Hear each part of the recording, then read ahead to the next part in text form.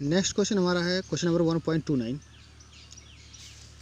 जो क्या कह रहा है, calculate the molarity of a solution of ethanol in water. Ethanol का जो है मोलरिटी हमें कैलकुलेट करना है एथेनॉल में, जिसमें उसका मोल फ्रैक्शन दे रखा है कितना 0.040। ये मोल फ्रैक्शन है आपका एथेनॉल का वाटर में, और हमें इसका क्या बताना है, मोलरिटी कैलकुलेट करना है। तो देखो ज़रा कैसे करेंगे इस क्वेश्चन को। क्या दे रखा है हमें दे रखा है मोलरिटी। मोलरिटी कितना है 0.04 मोल। क्या है आपका, ये है C2H5OH, एथेनॉल का दे रखा है। ठीक है, एथेनॉल है मेथेनॉल है,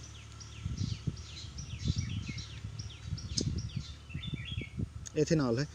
ठीक है, तो इतना मोल अगर ये है तो बाकी सब क्या होगा, वाटर होगा। तो हमें पता कि दो चीज़ें अगर आपस में मिक्स हैं, दोनों का मोल फ्रैक्शन या कितनी भी चीज़ें क्यों ना मिक्स हो, अगर हम उनका मोल फ्रैक्शन ऐड करते हैं तो कितना आएगा, 1 आएगा।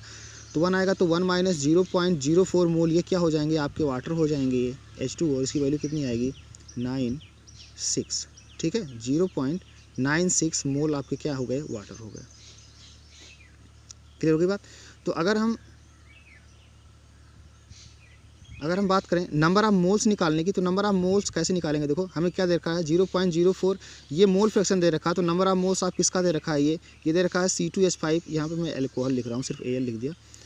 ये रहा आपका एल्कोहल का, ठीक है, डिवाइड बाई नीचे क्या हो जाएगा, number of moles of alcohol and plus number of moles of H2O। तो ये रहा मोल फ्रैक्शन जो हमें गिवन है, तो इससे हम नंबर ऑफ मोल्स निकाल सकते हैं। ठीक है, लेकिन अगर हमें नंबर ऑफ मोल्स ऑफ क्या मिल जाए, एल्कोहल का मिल जाए और वॉल्यूम मिल जाए लीटर में, तो हम सोल्यूशन मोलरिटी निकाल सकते हैं उसका। तो हमें क्या करना चाहिए, नंबर ऑफ मोल्स हमें निकालना चाहिए किसका, एल्कोहल का। तो नंबर ऑफ मोल्स वाटर का पहले निकालो, वो वैल्यू यहाँ पे पुट कर दो, फिर क्या मिल जाएगा, आप number of moles of alcohol मिल जाएगा। तो कैसे करोगे, देखो इसमें दो चीज़ें हैं, 0.04 मोल आपका क्या है, ये एल्कोहल है C2H5OH, और इसमें वाटर कितना है 0.96 मोल आपका क्या है, वाटर है H2। क्लियर है। अब क्योंकि ये बहुत कम है, ये बहुत ही कम है, तो अगर हम इसे चाहें तो इसे निगलेक्ट कर सकते हैं और टोटल को ही हम क्या मान सकते हैं, वाटर का जो मास होगा या वाटर का जो वॉल्यूम होगा वही टोटल वॉल्यूम मान सकते हैं हम, क्योंकि ये वेरी वेरी डाइल्यूट सोल्यूशन बनेगा यहाँ से। ठीक है, तो अगर वेरी वेरी डाइल्यूट सोल्यूशन है, और तो मैं मान लेता हूँ कि ये 1 लीटर सोल्यूशन मैंने लिया। 1 लीटर अगर मैं सोल्यूशन लेता हूँ तो 1 लीटर में कितना 0.04 मोल इसके होने वाले हैं और 0.96 मोल 1 लीटर अगर मैं सोल्यूशन लेता, ये मोल फ्रैक्शन इन दोनों के होंगे। अगर 1 लीटर में सोल्यूशन लेता हूँ तो 1 लीटर ही किसका सोल्यूशन मैं मान सकता हूँ, वाटर का मास मैं मान सकता हूँ कि 1 किलोग्राम इसका मास होगा। ठीक है, क्योंकि इसे मैं निगलेक्ट कर रहा हूँ वाटर को, इसको एल्कोहल को। अगर मैं इसे निगलेक्ट कर दूंगा तो टोटल कितना हो गया, 1 लीटर आपने क्या ले रखा है, वाटर। तो 1 लीटर वाटर क्योंकि इसकी डेंसिटी 1 ग्राम पर ml होती है, तो ये 1 लीटर 1 kg बन जाएगा। ठीक है, 1 लीटर कितना बन गया, 1 kg। तो number of moles of water में निकाल रहा हूँ H2O कितने में, 1 लीटर में। तो 1 लीटर का मतलब क्या हुआ, 1000 ग्राम एंड डिवाइडेड बाई कितना मोलरिटी इसकी 18 मोलर मास, इसकी वैल्यू कितनी आएगी 55.55 मोल। क्या बात समझ में आया। यहाँ पे देखो थोड़ा सा एजम्पशन हमें क्या मानना पड़ा, एजम्पशन की इसमें जो बेबी डाइल्यूट सोल्यूशन है, इसलिए C2H5OH का कोई वॉल्यूम इसमें इन्वॉल्व नहीं होगा या इसका कोई भी मास नहीं है। जो भी टोटल मास है वो किसका है, सिर्फ और सिर्फ वाटर का है। बात समझ में आया। तो इससे हमें क्या मिल गया, number of moles of water मिल गया इन 1 लीटर सोल्यूशन। तो 1 लीटर में अगर मिल गया तो हम अब निकाल सकते हैं किसका 0.04 number of moles of alcohol की निकाल सकते हो आप। Number of moles of alcohol plus नीचे क्या रखोगे, number of moles of water. Number of moles of water कितना है 55.55। तो यहाँ से देखो NaL 1 वेरिएबल है, एक इक्वेशन है और एक वेरिएबल है, तो आप आसानी से सॉल्व करके यहाँ से क्या कर सकते हो, number of moles of alcohol निकाल लोगे। ठीक है, आसानी से निकल जाएगा number of moles of alcohol. और number of moles of alcohol निकल गया अगर, तो वो कितने में प्रेजेंट है, वो 1 लीटर वाटर में प्रेजेंट है या 1 लीटर सोल्यूशन में प्रेजेंट है जो हमने मान रखा। तो यहाँ से मोलरिटी मिल जाएगी हमें। मोलरिटी बराबर number of moles and divide by volume of litre in solution. Solution का लीटर में वॉल्यूम, तो 1 लीटर हो गया वो, और नंबर ऑफ मोल्स अभी हमने कैलकुलेट किया यहाँ से जो भी वैल्यू आया। ठीक है, यहाँ से वो पुट कर दोगे तो क्या आ जाएगा, इसका आंसर आ जाएगा। लेकिन ये तरीका जिसमें देखो हमने क्या मान रखा है कि इसमें अल्कोहल का कोई भी वॉल्यूम नहीं है, कोई मतलब बहुत ही निगलेक्ट कर रखा है। एक और तरीका है, इससे थोड़ा अच्छा रिजल्ट उसका आएगा। और वो तरीका क्या है कि अगर हम चाहें, ये सब थोड़ा सा शॉर्टकट यूज़ करना चाहिए आपको ऑब्जेक्टिव टाइप क्वेश्चन में। अगर वैसा क्वेश्चन आता है सब्जेक्टिव टाइप का, तो आप इसे कंप्लीट सॉल्व करोगे इसी तरह से सारी वैल्यू मान के। ठीक है, तो इसमें देखो 0.04 मोल दे रखा है, मोल फ्रैक्शन है अगर, किसका है, अल्कोहल का है C2H5। ये शॉर्टकट में बता रहा हूँ इसका। 0.04 मोल C2H5OH है, ये मोल नहीं मोल फ्रैक्शन। तो कितना होगा उसका मोल फ्रैक्शन, उसका हो जाएगा 96 मोल। मोल फ्रैक्शन किसका हो गया, ये हो गया आपका वाटर का H2O का। ठीक है, अब हमें पता है कि ये मोल फ्रैक्शन, अगर मैं पूरे सोल्यूशन को ही कितना मान लेता हूँ, 1 मोल मान लेता हूँ, सिर्फ और सिर्फ कितना मान लिया मैंने, 1 मोल पूरा सोल्यूशन है दोनों मिला के। तो उसमें क्या होगा, इतना मोल ये रहा आपका और इतना मोल ये है। तो दोनों का मैं क्या करता हूँ, पूरे का मैं क्या निकाल लेता हूँ, मास निकाल लेता हूँ, और वाटर समझ के पूरे का मास निकाल लेता हूँ। इन दोनों का क्या निकाल लेता हूँ, मास। तो अगर मैं इन दोनों का मास निकालूंगा तो कैसे, इसके मोलर मास से इसमें मल्टीप्लाई कर दो, इसके मोलर मास से इसमें मल्टीप्लाई कर दो। तो अगर इसके मोलर मास से मैं इसमें मल्टीप्लाई करूँ, 12 दूनी 24, 5 29 30 10 40 46 हुआ इसका। तो ये 0.04 इंटू 46 ये हो गया mass of alcohol present in 1 मोल, जो भी हमने सोल्यूशन ले रखा उसमें, एंड प्लस 18 इंटू 0.96। ठीक है, ये रहा टोटल मास। टोटल मास किसका, सोल्यूशन का। और अगर इसकी में एल्कोहल बहुत ही कम है तो डेंसिटी इसकी कितनी होने वाली है, 1। तो पूरे को मैं क्या मान लूँगा, सोल्यूशन मान लूँगा। ठीक है, पूरे को मैं, ये पूरा मास हो गया। अगर मैं इस पूरे मास का क्या निकाल लूँ, पूरा मास कितना आएगा ज़रा बताओ, कुछ भी है, मान लेते हैं चलो आया 72, ऐसे ही मान लिया। 72 क्या आया, ये ग्राम। तो ये सिर्फ और सिर्फ वाटर है, तो इसे मैं क्या बोल सकता हूँ कि 72 ml है, क्योंकि 1 ग्राम पर ml होता है। तो 72 ml हो गया। डायरेक्ट इसका बस मल्टीप्लाई करो पूरे का 1 मोल मान के। ठीक है, तो इनका मास मिल जाएगा। मास को ही डायरेक्ट आप किस में मान लोगे, ml में मान लोगे, क्योंकि सिर्फ वाटर ही है इसमें, लगभग सिर्फ वाटर है। तो 72 ml हो गया, बस हो गया। नंबर ऑफ मोल्स कितने हैं इसमें, 0.04 डिवाइड बाई 72 इंटू कितना, डिवाइड बाई 1000 करोगे, क्योंकि ये ml में है तो लीटर में बदलोगे तो इंटू 1000 ऊपर जाएगा। ठीक है, ये रहा इसका आंसर। तो ये अप्रॉक्सीमेट, ये ज़्यादा सही रिजल्ट है इसका, क्योंकि इसमें हमने उसका मास भी कंसीडर किया है। बाद में सिर्फ और सिर्फ एक ही चीज़ नहीं कंसीडर किया है, और वो क्या था, थोड़ा सा इसका वॉल्यूम। ठीक है, पिछले वाले में क्या गया, मास भी नहीं कैलकुलेट किया गया था, मास भी उसमें इन्वॉल्व नहीं था। तो ये ज़्यादा अच्छा रिजल्ट आएगा, यहाँ से 2 पॉइंट समथिंग करके आएगा। और जो उसका रिजल्ट आ रहा है जो पिछले वाले का है, वो 2.30 समथिंग करके आया है। ठीक है, तो ये वाला ज़्यादा बेटर है। और ये शॉर्टकट, इस तरह से शॉर्टकट आप कभी, वैसे अगर कॉम्पिटिटिव एग्जाम से क्वेश्चन बनते हैं तो आप हमेशा शॉर्टकट यूज़ करने वाले हो उसका।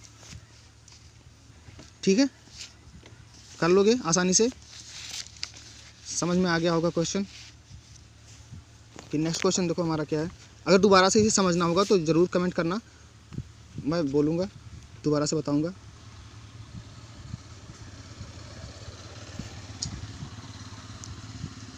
ठीक है, नेक्स्ट क्वेश्चन है,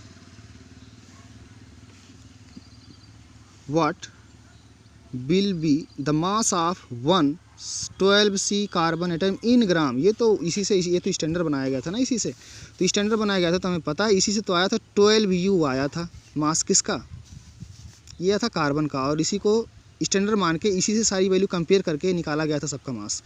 तो एक कार्बन आइटम अगर 12 वाला तो उसका कितना होता है, 12U होता है। अगर इसको ग्राम में बदलना है तो कुछ भी नहीं करना, यू की जगह पे हमें पता है क्या रखना है, यू इज इक्वल टू क्या रखते हैं, 1.6023 इंटू 10 की पावर 23। ये किस में, ग्राम में, ये तो मैं उसमें भी दे रखा हूँ। बस यू की जगह पे ये रख दो, ये पूरी वैल्यू रख दो जी के साथ, तो अपने आप बदल गया। 1 डिवाइड बाई 6.023 इंटू 10 की पावर 23, और ग्राम तो इसमें है ही, तो ये हो गया पूरा ग्राम में। क्लियर है, तो आसानी से हो जाएगा, छोटा सा क्वेश्चन। नेक्स्ट क्वेश्चन जो हमारा है,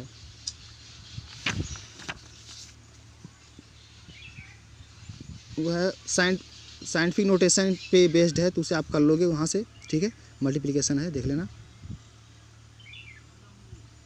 नहीं होगा तो बताना, मैं फिर इसके नोट्स भेजूंगा। नेक्स्ट क्वेश्चन जो हमारा है वो है, use the data given in the following table to calculate the molar mass of naturally occurring argon isotopes. अब ये तो हम पहले से देखो, ये इसके तरीके हम जानते हैं कैसे करना है हमें। ये रहा 3 आइसोटोप्स हैं, इसके 36 का है, 36 है, 38 है, 36, 38 और 40 नहीं दिख रहा है,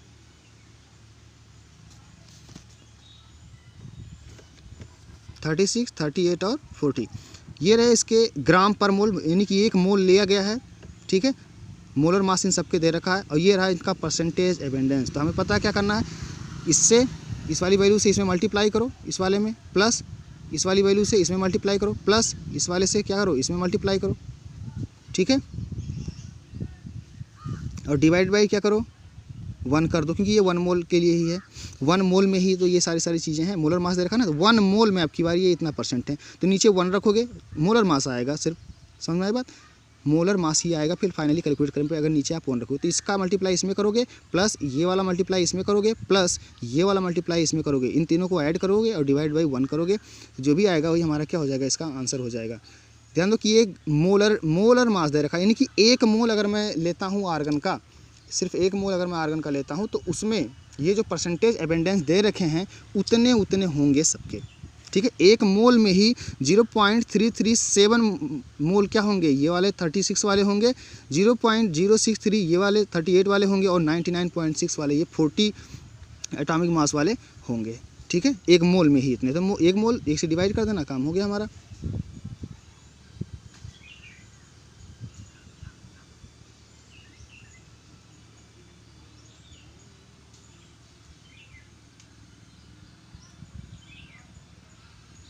नेक्स्ट क्वेश्चन हमारा है calculate the number of atoms in each of the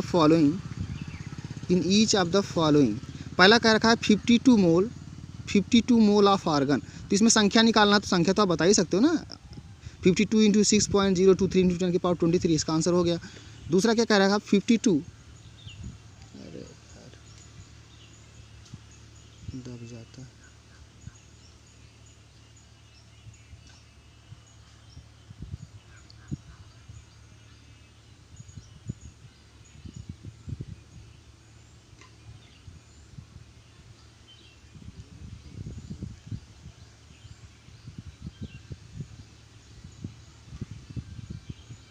दूसरा है 52 U ऑफ हीलियम, मतलब 52 U दे रखा। अब बताओ एक हीलियम का कितना होता है, 4 U होता है।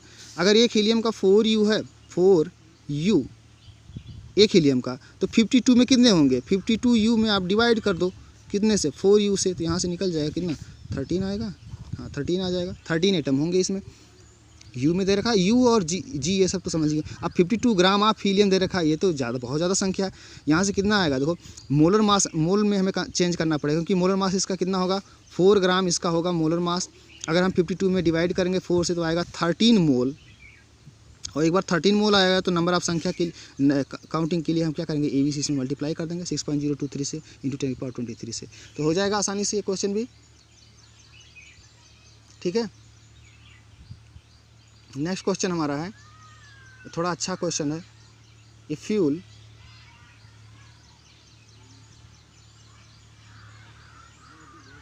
यार ऐसा क्यों,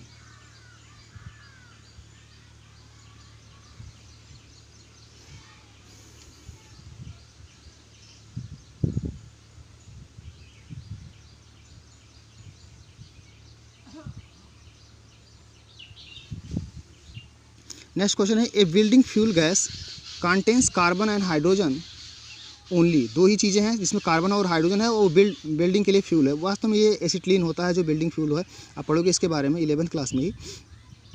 burning a small sample of it in oxygen gives 3.38 gram carbon dioxide. देखो एक कार्बन और हाइड्रोजन से मिला हुआ एक गैस है कोई, ठीक है, और ये दोनों आपस में जब बर्न करते हैं तो 3.38 ग्राम कार्बन डाइऑक्साइड प्रोड्यूस करते हैं, CO2। क्लियर हो गई बात। And 0.690 gram of water produce करते हैं, कितना, 0.690 ग्राम वाटर प्रोड्यूस करते हैं। ये एक हाइड्रोकार्बन अगर ये बर्न करेगा, तो हमेशा ही कार्बन डाइऑक्साइड में, और हाइड्रोजन जो होता है वो वाटर में कन्वर्ट होता है। कोई भी हाइड्रोकार्बन हो अगर वो बर्न करता है, ऑक्सीजन से रिएक्ट करता है, तो CO2 और H2 प्रोड्यूस करेगा, ठीक है। क्वेश्चन हमारा इतना ग्राम वाटर प्रोड्यूस कर रहा है, and no other product is formed, a volume of 10 litre measured at STP of this welding gas is found, produce gas, a volume of 10 litre of this welding gas is found to weight 11.6 ग्राम। कहा ये गया, एक और information दिया गया, इतना information तो समझ में आ गया होगा आपको। टोटल 3 इन्फॉर्मेशन है हमारे पास। कार्बन दे रखा है, कार्बन डाइऑक्साइड कितना प्रोड्यूस हुआ ये दे रखा है, H2O कितना प्रोड्यूस हुआ ये दे रखा है हमें, और एक और चीज़ दे रखा हुआ है कि जब 10 लीटर इस गैस का मेजर किया गया तो वो कितना आया, 11.6 ग्राम आया। जब 10 litre of this gas is measured या वेट किया गया तो उसका मास कितना आया, 11.6 आया। समझ में आई बात? तो ठीक है, इसकी वैल्यू देखो कितना दे रखा है, 3.38 ग्राम। इसकी वैल्यू कितना दे रखा है, इसकी वैल्यू दे रखा है 0.690 ग्राम। ठीक है, और फिर हमसे पूछा है calculate empirical formula, molar mass of the gas and molecular formula. तो ये इम्पीरिकल फार्मूला का क्वेश्चन है। ठीक है, तो चलो देखते हैं पहले टोटल कितना 3.38 ग्राम जो प्रोड्यूस हुआ। तो इससे दो ये क्या है, कार्बन डाइऑक्साइड है, इतना ग्राम प्रोड्यूस हुआ है। तो अगर कार्बन डाइऑक्साइड प्रोड्यूस हुआ तो सोच लो जरा, 1 मोल अगर मैं कार्बन डाइऑक्साइड लेता हूँ, कितना 1 मोल मतलब कितना 44 ग्राम अगर मैं कार्बन डाइऑक्साइड लूँ, इसका मोलर मास लेकर चलना है। अगर मैं 44 ग्राम कार्बन डाइऑक्साइड लेता हूँ तो इसमें कार्बन का परसेंटेज कितना होगा या कितना कार्बन होगा, टोटल 12 ग्राम कार्बन होगा। बात समझ में आया? तो 12 ग्राम कार्बन होगा, यानी कि 3.38 ग्राम अगर कार्बन डाइऑक्साइड प्रोड्यूस हुआ तो चलो पता करते हैं कि इसमें कार्बन कितना ग्राम है। ठीक है, अगर हमें कार्बन एक बार कितना ग्राम है ये पता चल जाए, इसमें हाइड्रोजन कितना ग्राम अगर हमें ये पता चल जाए, तो दोनों के हम क्या करेंगे, मोलर मास निकाल लेंगे, नंबर ऑफ मोल्स निकाल लेंगे गिवन मास से, और फिर क्या करेंगे, फिर उसका हम अपना वो प्रोसेस जो है इम्पीरिकल फार्मूला निकालने का वो निकाल लेंगे। तो 44 ग्राम में कितना है, 12 ग्राम आपका कार्बन है। 1 ग्राम में अगर हम निकालेंगे तो 12 डिवाइड बाई 44 ग्राम कार्बन होगा, लेकिन हमें निकालना कितने में है, 3.38 ग्राम अगर कार्बन डाइऑक्साइड हो तो उसमें कार्बन कितना होगा। तो 12, इसे आप सॉल्व करो, इसे सॉल्व करोगे तो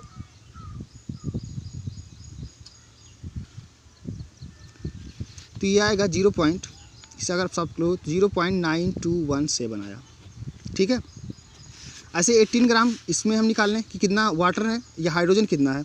तो 18 ग्राम अगर वाटर लोगे आप तो कितना उसमें 2 ग्राम आपका क्या होने वाला है, हाइड्रोजन होने वाला है। और कितना ग्राम वाटर दे रखा है, तो 1 के लिए निकालोगे तो 2 डिवाइड बाई 18 हो जाएगा, और फिर कितना दे रखा है 0.690 ग्राम। तो 0.690 अगर हम इसे सॉल्व करें तो कितना ग्राम आएगा, तो ये आएगा 0.0767 ग्राम आ जाएगा। क्या बात समझ में आया? जो कार्बन डाइऑक्साइड प्रोड्यूस हुआ, जितना कार्बन डाइऑक्साइड प्रोड्यूस हुआ उसमें कार्बन कितना है, क्योंकि यही कार्बन तो है जो रिएक्टेंट की तरफ था, प्रोडक्ट की तरफ पहुंच गया है। समझ में आई बात? तो जितना कार्बन इसमें मिलेगा वही कार्बन उधर क्या होगा, ग्राम में दिया रहा होगा। ऐसे हाइड्रोजन इस वाटर में जो गया है हाइड्रोजन, वो सिर्फ जो रिएक्टेंट की तरफ हाइड्रोजन दिया होगा वही वाला है जो वहाँ पर पहुँचा है।